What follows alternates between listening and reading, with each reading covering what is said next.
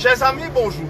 Ça fait moi un immense plaisir, le jour de l'Assomption, pour présenter sa jolie église qui est derrière moi là. C'est l'église de Notre-Dame de Lourdes, évidemment dédiée à Elisabeth, inaugurée solennellement le 11 février 1901.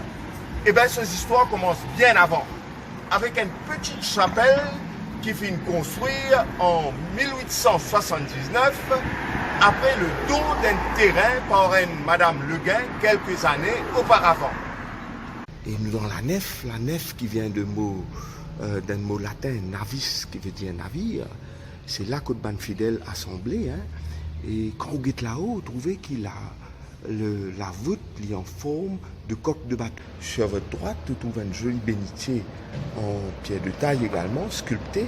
Dans sa bénitier-là, il y a de l'eau avec lesquelles, symboliquement, avant, on rentre dans la nef pour célébrer le repas auquel le Seigneur invite nous. Les 14 stations à Notre-Dame de Lourdes, c'est une vraie œuvre d'art, c'est un haut relief comment on est capable de trouver.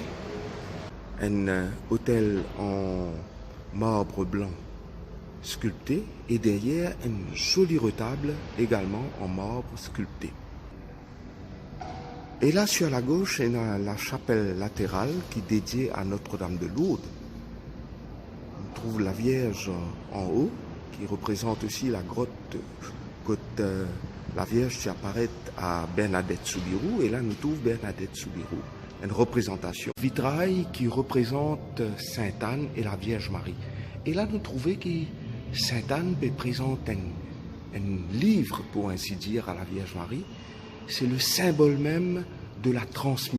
La chapelle latérale droite est tout aussi propice à la prière, et nous pouvons y admirer une piéta qui a été offerte à l'église au début du siècle. Nous sommes capables ici d'admirer la représentation de l'ange gardien avec deux. Et l'église Notre-Dame de Lourdes, il pas si c'est une place que de faire la messe, que de faire la prière.